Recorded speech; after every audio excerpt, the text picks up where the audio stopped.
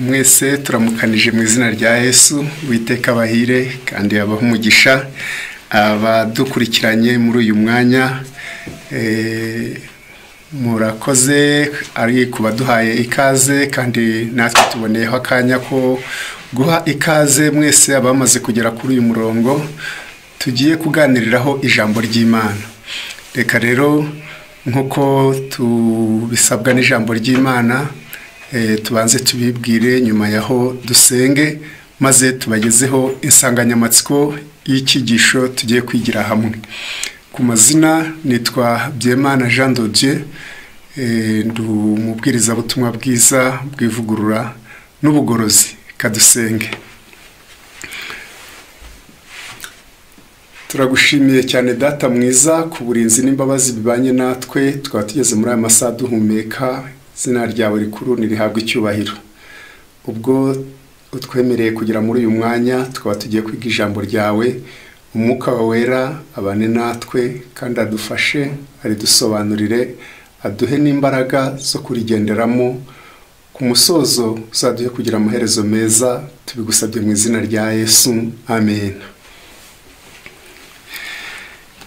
Nkuko rero twari tumaze kubabwira, reka tuganirire hamwe ijambo ry'Imana, kandi kuko ari ryo ryatumye tubaho mu buryo bw'umwuka, ritubyaye ubwa kabiri.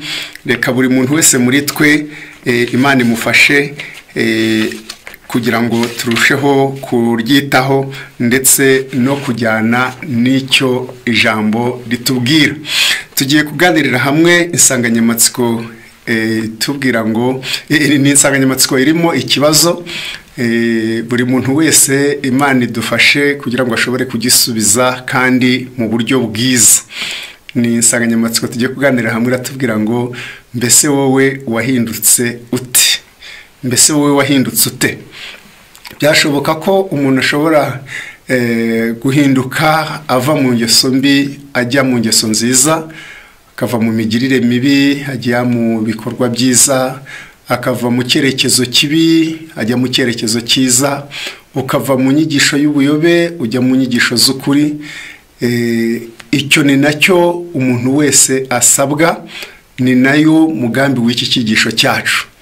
Ariko hari n'abandi usanga bahinduka ukundi, ukaba wari mwiza, wari mu cyerekezo cyiza ugahinduka ugana mu cyerekezo kibi, wari mu nzira itunganye ukerekeza mu nzira mbi, wari mu bukiranutsi ugahindukira ujya mu bupagani no mu byaha, wari mu nzira y'ukuri ugahinduka ujya mu nzira y'ikinyoma. None buno icyo tunagendereye kwibaza muri iki cyigisho tugiye kwigira hamwe ni ukwaza mbese wowe wahindutse ute? Wahindutse ute uva mu byaha ujya mu bukiranutsi, uva mu cyerekezo kibi ugana mu cyerekezo cyiza? Muri Bibiliya iki kibazo Imana yigeze kukibazaho Abisirayeli, kuko yari keneye ko bagira icyerekezo kizima. Muri iki gitabo cyitwa Yeremiya, igice ni cya 2 umurongo wa 21. Iri somo twifuza ko riba urufatiro, iri somo twifuza ko rihinduka urufatiro rw'iki cyigisho cyacu. Haranditse hatya hati, Yeremiya igice ni cya 2 n'uyu murongo wa 21, haravuze ngo ariko nari narakugize uruzabibu rwiza cyane, umubyaro utunganye rwose, none se wahindutse ute ukambera nk'igiti cy'ingwingiri cy'uruzabibu ntazi?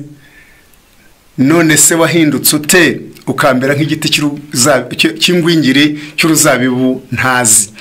Uyu murongo tumaze gusoma ugaragaza neza ko Abisiraheli bari barahindutse babi, ari ukuba babi, bari barahindutse mu buryo bunyuranye nuko Imana yari ikeneye ko bahindukamo.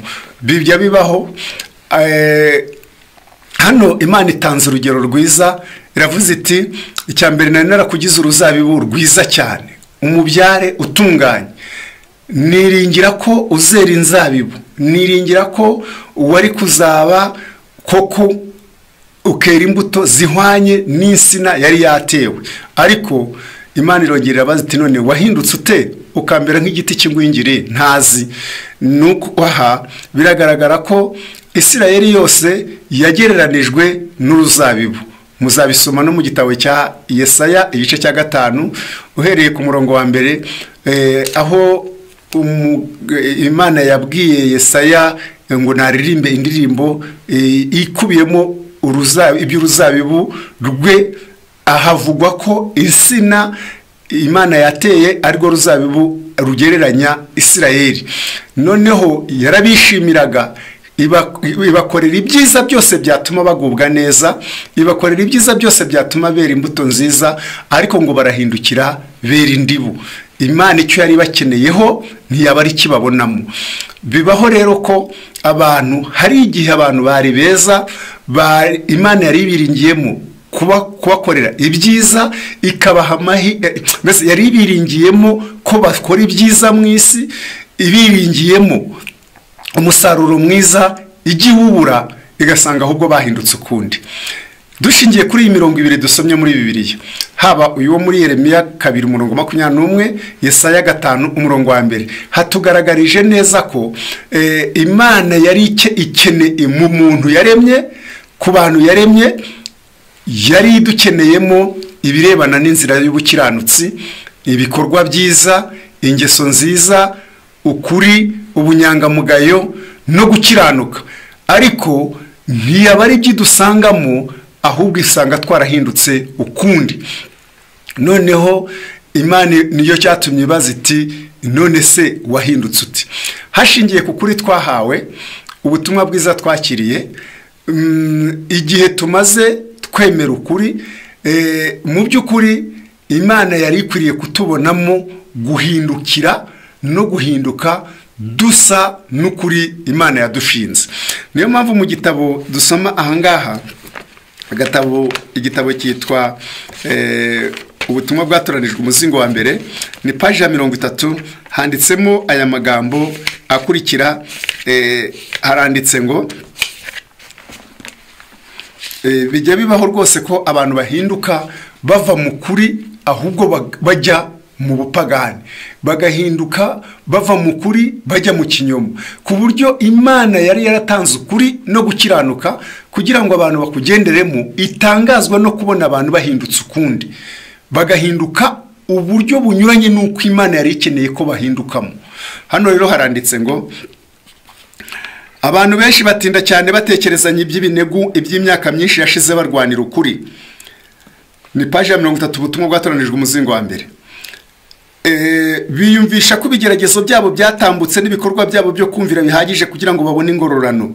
Ariko nubwo bagize ubunararibonye bw'ukuri mu by'Imana, ubu ni abanyabyaha ruharwa mu maso y'Imana kuko batarinze ubutungane bwabo kandi bakareka kubonera kwabo. Aba bahindutse bate? Bahindutse nabi, bava mu bukiranutsi bajya mu bupagani. Hano baratubwiye ngo hari imyaka myinshi baba yashize barwanira ukuri, barengera ubutumwa bwiza, ariko igihe kiragera ngo ntibakomeza kurinda ubutungane bwabo, ntibakomeza kuba maso, ntibakomeza kuba mu bukiranutsi, ntibakomeza kugundira ukuri. Byashoboka ko baciwe intege n'ibishuko, bacibwa intege n'ibigeragezo, bacibwa intege n'urwango no gutotezwa n'ibindi. Ibyo byose byabaciye intege, byatumye bahinduka ukundi, baba nk'igiti cy'ingwingiri Imana itarize. Nubwo hano batubwiye ngo imyaka myinshi yashize barwanira ukuri, ngo abo bantu bakomeza kuyirata, bagakomeza no gutanga ubuhamya bw'igihe bari bahagaze neza, ariko baramaze guhinduka ukundi, ubu baracitse intege. Kuko hano baratubwiye ngo ubu ni abanyabyaha ruharwa mu maso y'Imana. Hepfo baravuze ngo kuko batigeze bagundira ubutungane bari bafite mbere, ikindi akaba batarashoboye kuba maso imbere y'Imana. Hano baravuze ngo gukiranuka ko mu mwaka wahise nikuzongerera ukwirengagiza ko muri uyu mwaka, gukiranuka kw'ejo hashize nikuzatsindishiriza umuntu ukiranirwa uyu munsi. Abantu batashoboye gukomeza ubukiranutsi ngo barwane intambara nziza, bamaramaje birinda ikibi, nubwo baba barigeze kuba bakiranutse bahwanye neza n'aba ngaba uyu mugaragu w'Imana yahanuye ko bari barahindutse ukundi kunyuranye n'uko Imana yifuza ko bahindukamo. Rero bavandimwe, birakwiriye ko noneho wibaza iki kibazo hashingiye ku gihe wakiriye ubutumwa, amahirwe wagize yo kubona ibitabo byo gusoma, amahirwe wagize yo kuboneka mu materaniro higishirizwa ijambo ry'Imana, amahirwe wagize mu by'ukuri y'urugo waba waravukiyemo bakunda iby'iyobokamana, ku buryo wagize amahirwe yatuma uhinduka umukristo wuzuye. Ariko Imana n'ubu ikaba ikibaza ngo mbese ubu wahindutse ute, aho kugira ngo ube icyo Imana yashakaga kuba cyo, ko wahindutse kindi, wahindutse ute kandi wahinduwe n'iki? Muri iyi minsi yacu y'imperuka dufite ibintu byinshi birimo bihindura abantu benshi. Gushaka kugera ku bukire vuba mu buryo bwihuse butuma uwari inyangamugayo yihindura umunyamanyanga ngo akunde agere kuri ubwo butunzi bwinshi. Abandi gushaka kumenyekana no gukomera bituma bihuza n'ab'isi bakabanyunyuzamo iby'iyobokamana, maze bagasigara bafite iyobokamana rikayutse kubwo gushaka kumenyekana no gukomera mu isi. Wahinduwe n'iki wowe? Ni ibiki byaguhinduye kugeza ubwo uhinduka ukava mu bukiranutsi ukajya mu gukiranirwa, ukava mu kuri kwa Bibiliya ubu ukaba waramaze kuyoboka inyigisho y'ubuyobe? Wahindutse ute? Niki cyaguhinduye? Wahinduwe n'iki? Noneho aha kuko nifuza ko tutaza kwatinda cyane, ahubwo nifuza no kugira ngo tuze no kureba ngo mbese noneho abatarahinduka bajya mu bukiranutsi bo baracyakerejwe n'iki. Tutarajyaho reka tubanze turebe nanone aya magambo aboneka muri iki gitabo cyitwa Ubutumwa Bwatoranyijwe, ni umuzingo wa mbere, paji ya 94, haranditsemo aya magambo akurikira: benshi mu bavuga ko ari abakristo ubu nabo ku izina gusa, ntabwo bihannye, inaringe yabo niyo bashyize imbere, ntabwo bicaye ku birenge bya Yesu nk'uko Mariya yabigenje kugira ngo bamwigireho, ntabwo biteguye kuza kwa Kristo, ntabwo biteguye kuza kwa Kristo. Rero bavandimwe, aho inyandiko y'umwuka ijambo rikomeye ririmo ikirego gikomeye, ni riri kugaragaza neza ko abantu b'Imana ngo ubu benshi mu bavuga ko ari abakristo ni abakristo bo ku izina gusa, ntabwo bahinduwe n'ubutumwa bwiza, ntabwo bahindutse ngo base n'uko ijambo ry'Imana rivuga. Muri iki gitabo nimwe dusoma andi magambo akomeye atubwira ngo gusa n'uwakijijwe ariko utarakijijwe ngo ntabwo ari ukuzimira gusa, ahubwo ni ukuzimira buheriheri. Gusa n'uwakijijwe ariko utarakijijwe ntabwo ari ukuzimira gusa, ahubwo ni no kuzimira buheriheri. Ibi bisobanuye iki? Bisobanuye neza ko iyo umuntu atahindutse ngo ahinduke abe mwiza, ahinduwe n'ubutumwa bwiza, byanze bikunze ahindurwa aba mubi, kandi uku kuba mubi kwe kukangiza ibintu byinshi byatuma uretse no kunyagwa kuzabona ijuru, akaba aninyaze n'amahirwe muri ubu buzima busanzwe. Kuko guhinduka umunyakuri, guhinduka umwizerwa ntabwo bigira umumaro gusa mu birebana no kuzajya mu ijuru, no muri ubu buzima mu by'ukuri bidufasha cyangwa se bigufasha kwiyubakira icyizere ndetse no kukigirirwa n'abandi. Rero iri jambo nk'uko twari tumaze kuribabwiraho ryo riravuze ngo gusa n'umuntu wakijijwe ariko utarakijijwe ntabwo ari ukuzimira gusa, ahubwo ubuzimiye buheriheri.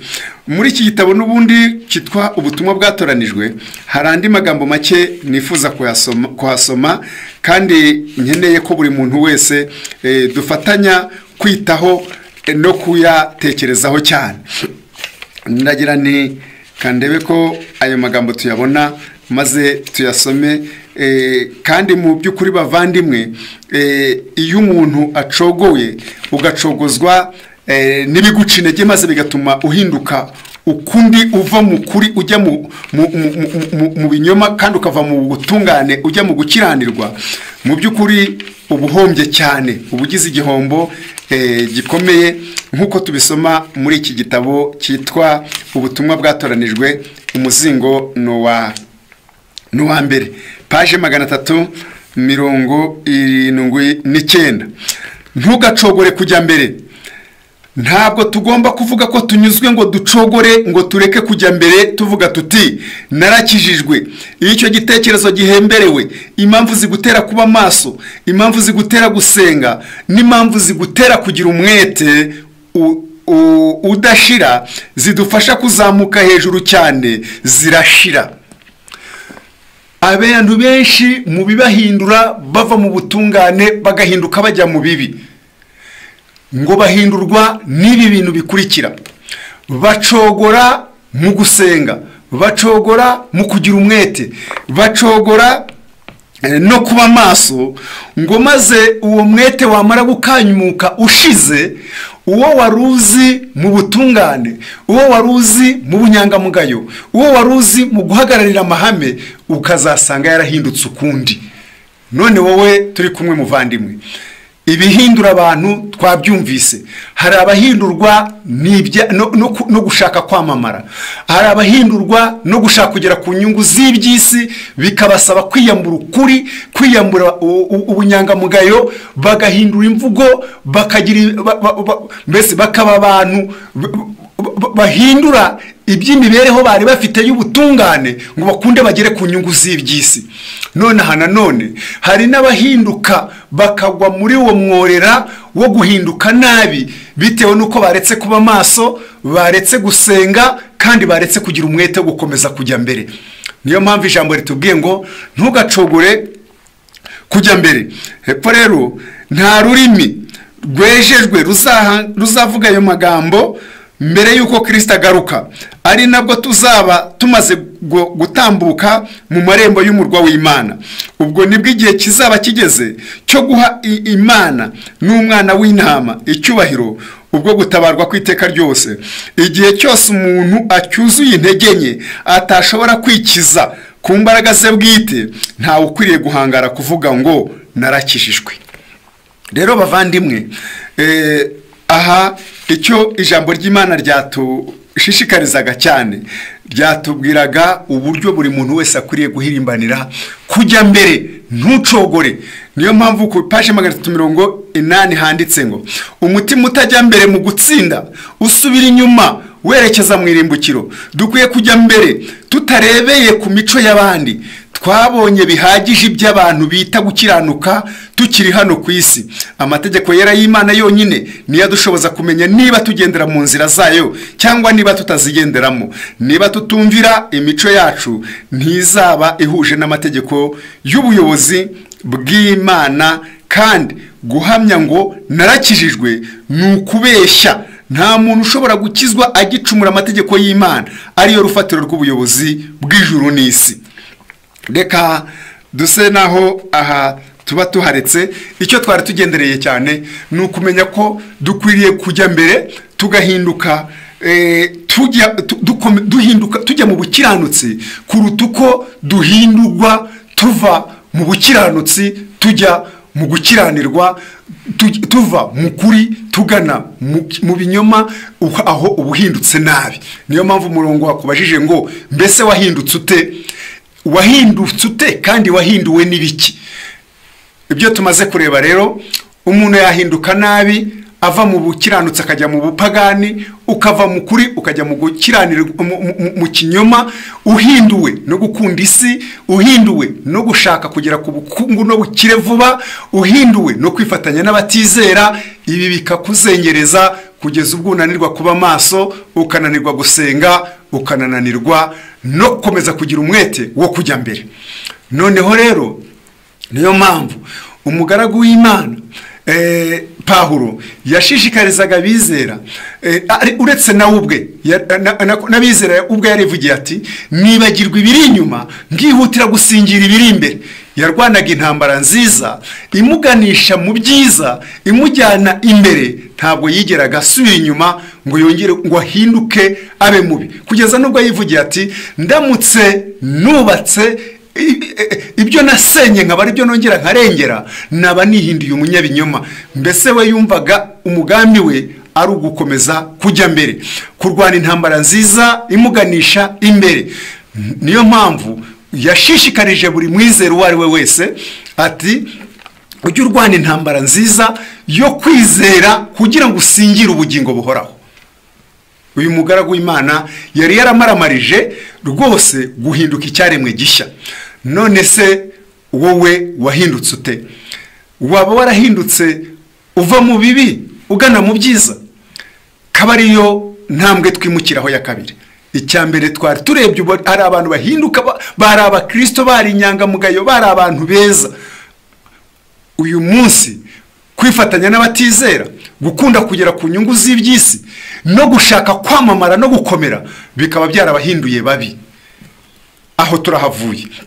Noneho ukwiye guhinduka ute? Muri iki gitabo cyitwa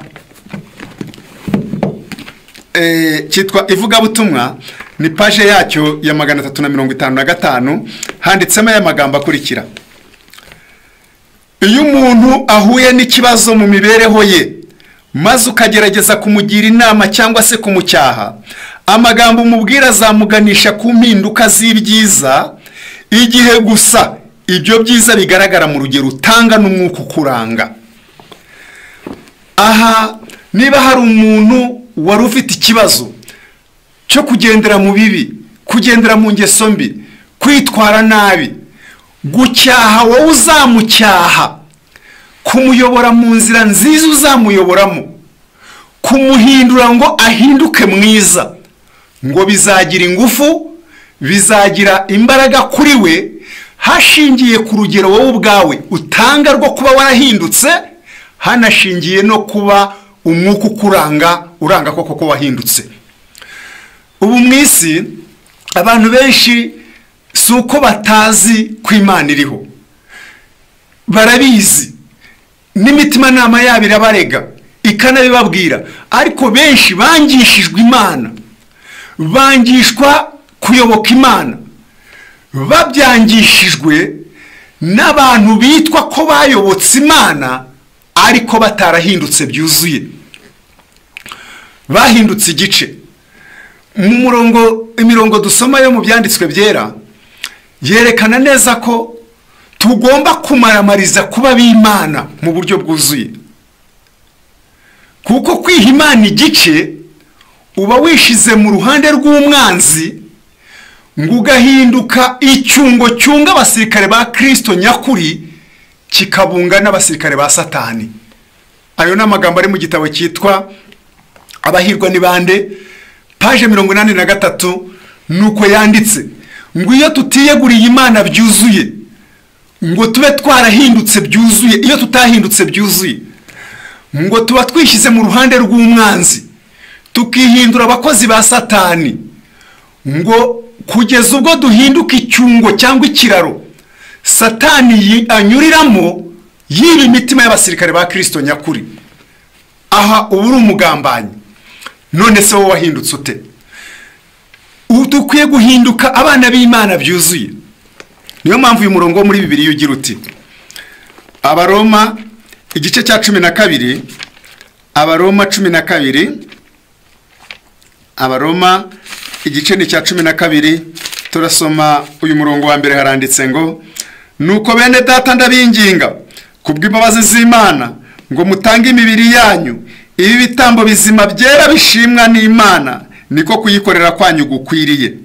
Kandi ntimwishushanye n'ab'iki gihe, ahubwo muhinduke rwose mugize imitima mishya, kugira ngo mumenye neza iby'Imana ishaka, nibyo byiza bishimwa kandi bitunganye rwose.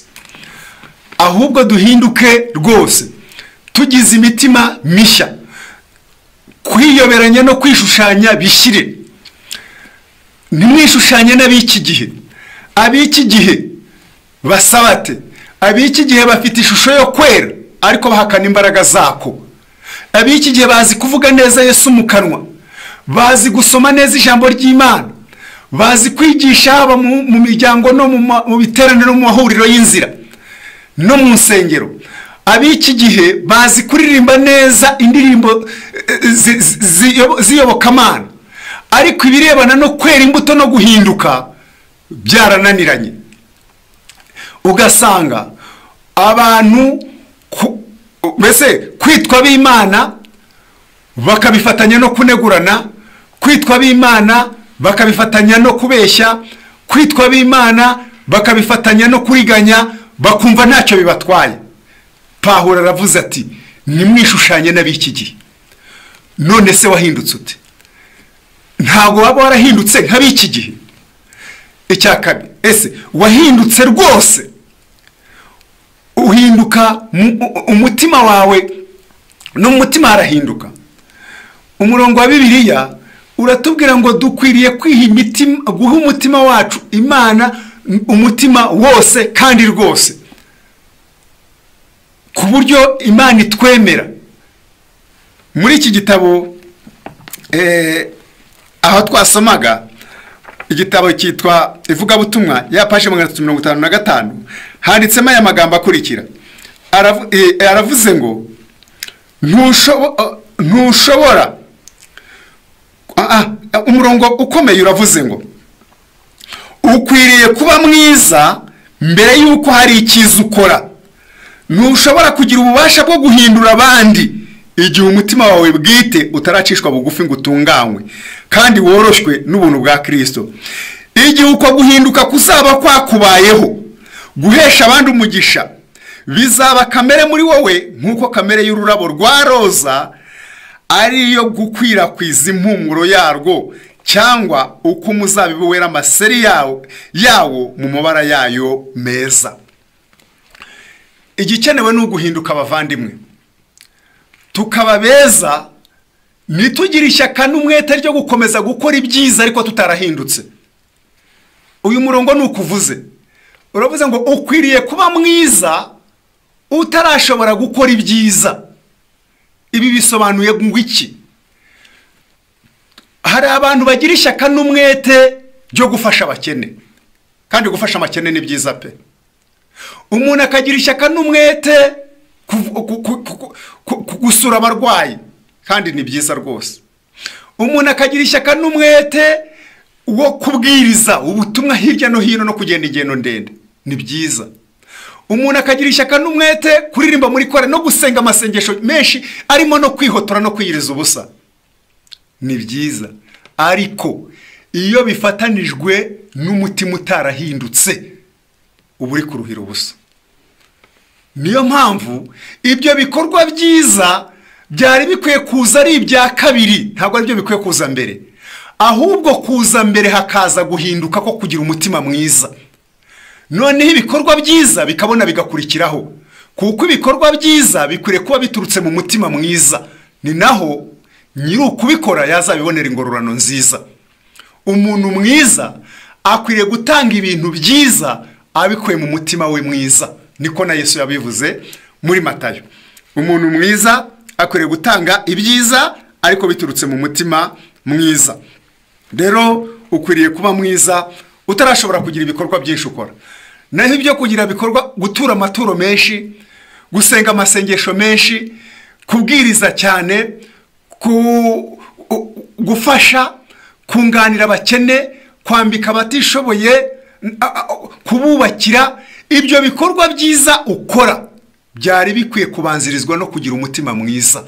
Kuko ntabwo Imana ireba ibikorwa dukoze, ahubwo ibanza kureba umutima tubikoranye. Kuko hari abantu bagira ibikorwa byiza bakora ariko babikoranye umutima mubi wo kwiyerekana, babikoranye umutima mubi wo kwiyemera, babikoranye umutima mubi wo kwihimura kuba bari gukorera ibyiza, ngo nanjye ngo azamenye ngo ko namukoreye ibi. Umuntu agakorera umuntu icyiza agendereye ku cyamamaza no kuzamuvuga mu bandi. Imana ntireba ibyiza uwo muntu yakoze, ahubwo ikareba umutima yabikoranye ikabona kubyemera. None se wahindutse ute? Dukwiriye guhinduka rwose tukaba abantu b'Imana bazira ikizinga, bazira inenge.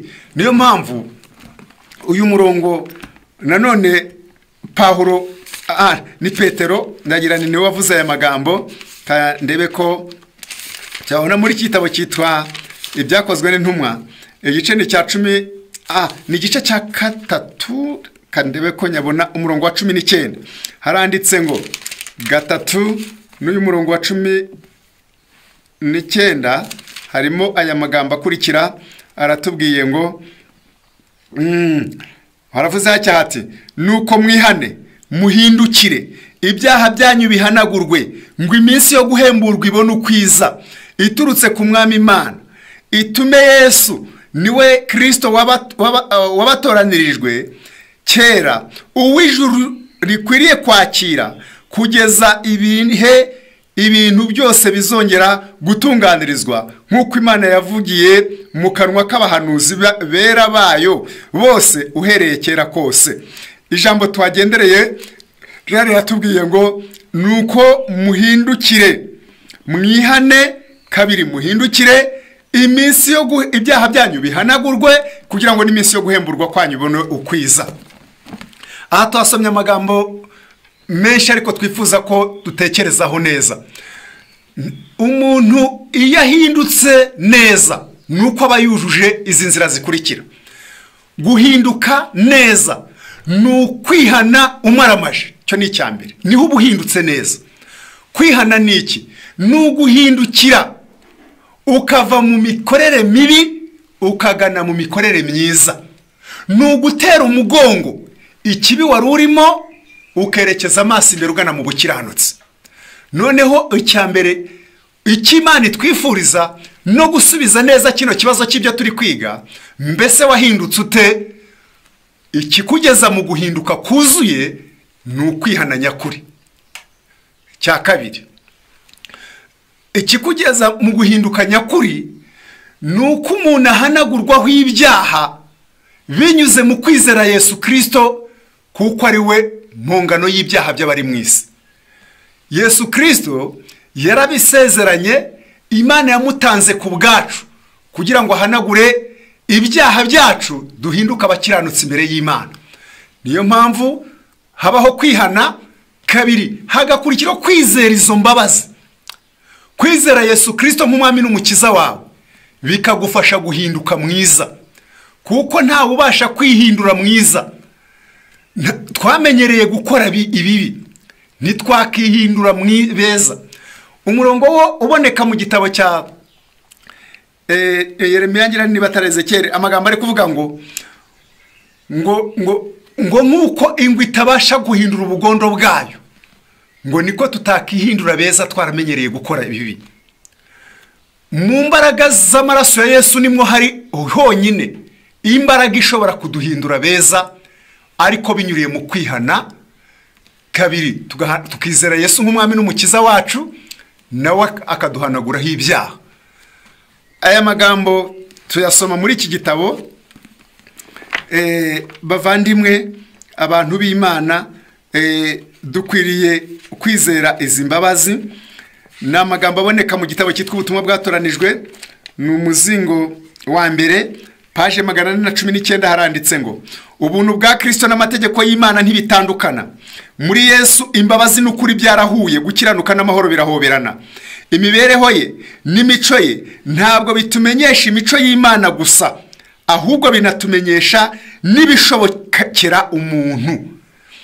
Imibereho ya Yesu n'imico ye icyambere bitumenyesha imico y'Imana, ariko si icyo gusa bigarukiraho, ahubwo binashoboza umuntu kwinjiza ya mico y'Imana muri we, n'umuntu agashobora kugira imico y'Imana muri we isa na ya yindi iri muri Kristo Yesu. Niyo mpamvu Kristo Yesu yavuze ati, uri muri nge na data kazaba ari muri we. Uwo niwe uzashobora gukora nk'ibyo Kristo yakoze. Uwo niwe ufite amahirwe yo kujya mu ijuru. Uwo niwe ufite amahirwe yo kwitwa umwana w'Imana. Hano haranditse ngo Kristo yarahagarariye Imana ni intangarugero, yarahagarariye Imana ni intangarugero ku muntu. Umuntu uwo twe nk'abana badusabwa gufataho urugero rutuma twitwa ab'Imana, rugatuma tuzabona Imana. Uwo tugomba gufatiraho urugero ni Yesu Kristo wenyine. Noneho hano haravuze ngo yarahagarariye Imana ni intangarugero ku muntu, yeretse isi uko abantu bashobora kumera baramutse bomatanye n'ubumana buzanwa no kwizera. Umwana w'Imana w'ikinege yambaye kamere muntu, maze ashinga umusaraba we hagati y'isi n'ijuru. Gukiranuka kwaramanutse kuva ku rwego rwo hejuru kwariho. Ingabo zera z'ijuru zegera umusaraba kandi zunamana icyubahiro, kuko ku musaraba ubutabera bwahaboneye ibyishimo. Umusaraba wakuye umunyabyaha mu gikombe cy'icyaha. Umusaraba wakuye umunyabyaha kure mu gikombe cy'icyaha. Noneho hepfo, mu mbaraga zishyizwe hamwe z'ikibi, bityo igihe cyose yegereye umusaraba umutima we urakanguka ukavuga ijwi ryihana ngo ibyaha byanjye nibyo byabambishije umwana w'Imana. Arambika ibyaha bye munsi y'umusaraba, imico ye igahindurwa n'ubuntu bwa Kristo. Umucunguzi ukura umunyabyaha mu mukungugu akamushyira mu buyobozi bw'umwuka wera. Mu guhanga amaso umucunguzi, umunyabyaha abona ibyiringiro, ubwishingizi n'ibyishimo. Kwizera kwakirana Kristo urukundo. Kwizera gukorera mu rukundo kandi kukeza umutima. Kwizera kwakirana Kristo urukundo, kandi ikindi kwizera gukorera mu rukundo kandi kukeza umutima. Iri jambo mugite abavandimwe. Umwana w'Imana w'ikinege wambaye kamere muntu, maze ashinga umusaraba we hagati y'isi n'ijuru. Umusaraba urehereza umuntu ku Mana, urehereza n'Imana ku muntu. Mbese umuntu akimara gukora icyaha yari atandukanye n'Imana. Hagati ye n'Imana hari hagiye umworero ukomeye. Uwahindutse ikiraro cyangwa icyungo cyunga umunyabyaha n'Imana ni Yesu Kristo witangiye kuba impongano y'ibyaha by'abari mu isi. None se wahindutse ute? Twari dukwiye guhinduka rwose, tuva mu gukiranirwa uko ariko kose, tugahindurwa n'ubuntu bw'Imana binyuze mu kwimenyaho ibyaha no kwatura, binyuze mu kwakira Yesu Kristo no kumwizera nk'umwami n'umukiza wacu, uhanaguraho ibyaha by'abari mu isi, akaduha imbaraga ituma duhinduka. Ngo umusaraba wa Kristo ukwiriye kudukura mu bibi no mu mbaraga zabyo, warangiza ukaturehereza kuri Yesu. Ikindi ngo ni uruhare rw'umunyabyaha gufata ibyaha by'akabirambika ku birenge by'umukiza, maze nk'uko yasezeranye nawe akatubwira ngo ibyaha byawe urabibabariwe. Hano rero niyo mpamvu dukwiriye gutandukana n'ikibi ndetse n'igisa nacyo, kugira ngo tube abana b'Imana batagira inenge hagati y'iki gihe kibi kigoramye cy'ubugoryi. Muri iki gitabo cyitwa Umurimo wa Gikristo niho dusoma aya magambo nifuza ko buri muntu wese muri twe tuyaha uburemere bavandimwe. Paje 277, igitabo cyitwa Umurimo wa Gikristo 277, haranditsemo aya magambo akurikira. Aravuze ngo nta kwiyoberanya kugomba kubaho mu mibereho y'abatwaye ubutumwa bukomeye kandi bwera nk'ubwo twahamagariwe gutwara. Abisi bahanze amaso Abadiventiste munsi wa karindwi, bitewe nuko bazi ko ibyo bahamya ko bizera n'urugero rwabo ruhanitse. Iyo babonye inyifato yabo idasa no kwizera kwabo, babarebana agasuzuguro. Abantu bashobora kugira impano zihanitse, kabiri bakagira ubushobozi bukomeye, gatatu bakagira n'imiterere ishimwa cyane, nyamara ifuti rimwe cyangwa icyaha cyo mu ibanga gishonyagijwe cyababera nk'uko urubaho rumunzwe rubera inkuge. Icyo byazana ni amakuba no kurimbuka. Icyaha kimwe gusa umuntu yibanzeho akagishonyagiza, agakomeza kugikora nubwo cyaba ari icyo mu ibanga, ngo icyo kizana nuko gituma kwizera k'umuntu kurononekara, kandi ntabwo ari we wononekara gusa, nk'uko urubaho rumwe rumunzwe ubwarwo ruba rwamaze kurwara, rugira n'ingaruka yo konona ubwato bwose bukarohama. ngo niko iyo miterere mibi yonona n'abandi. Iyo utahindutse mwiza ukagira ikibi kimwe ukomeza gukora, umuco mubi ukomeza kwibandaho, icyaha kibi ukomeza kubika, ubwawe kirakonona ngo kandi kikonona n'abandi.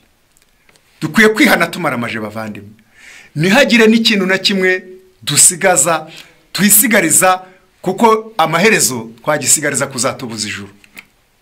Niyo mpamvu ijambo ry'Imana risaba buri muntu wese kwiyegurira Imana byuzuye. Iyo wiyeguriye Imana byuzuye, kwiyegurira Imana byuzuye bisobanura iki? Muri iki gitabo cyitwa Umurimo wa Gikristo niho harimo amagambo nifuza ko buri muntu wese muri twe mu by'ukuri dukomeza kuyatekerezaho. Ni page yaho ya 323 haranditse ngo 323 agaciro k'umurimo wakoreye Imana ntigaterwa n'igihe umazemo, ahubwo gaterwa n'umutima wawe ukoranye. Mbese umutima wahindutse ni nawe utuma umurimo dukorera Imana wemerwa. Iterambere ryabo mu mibereho y'iby'Imana rishingiye ku ikoreshwa ry'itarano bashinzwe.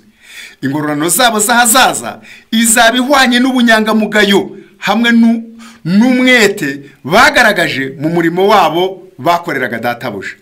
Nyagasani afite umurimo mugari wo gukorwa, kandi mu mibereho y'ahazaza azaha ingororano zikungahaye abazaba baramukoreye mu buzima bwabo none babifitiye ubunyangamugayo n'umwete uri mu bushake. Abaje mu ruzabibu saa 11 bishimiye amahirwe bahawe yo gukora.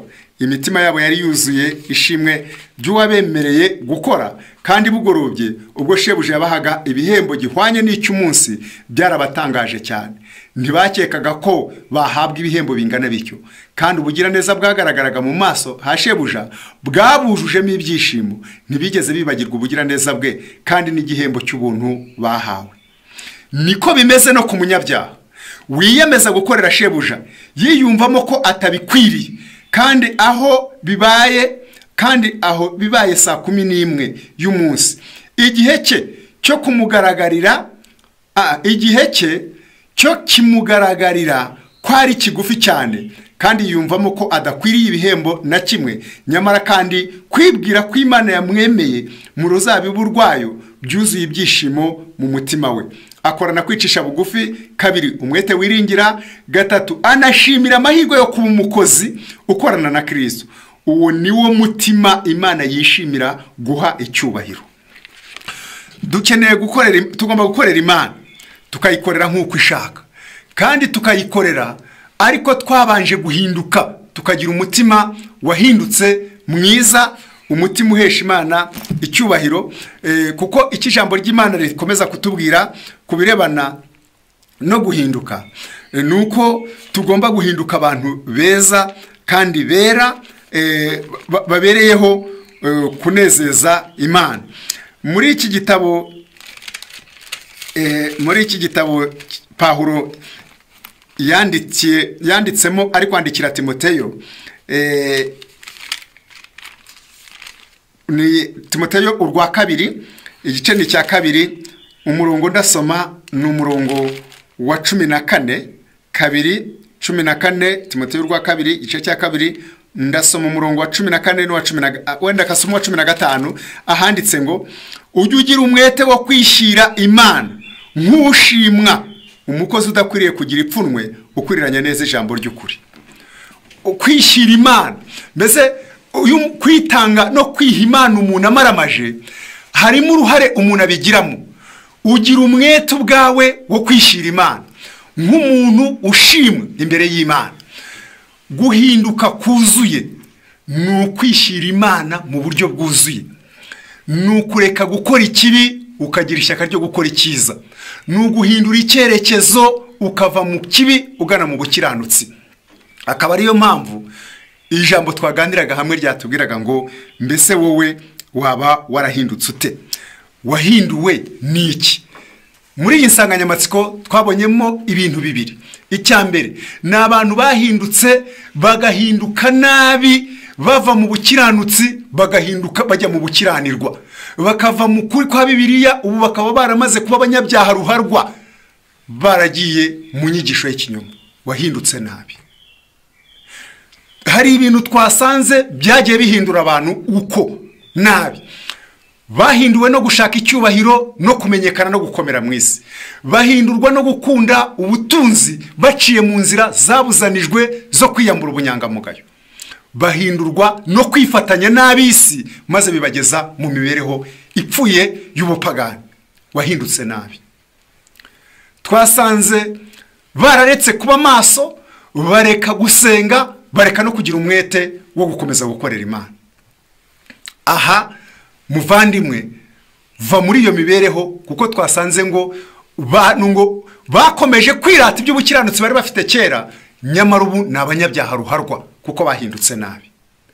Icya kabiri twaganiriyeho muri iyi nsanganyamatsiko ni uguhinduka noneho uva mu gukiranirwa ujya mu gukiranuka. Ugeze he? Urwo rugendo rugeze he?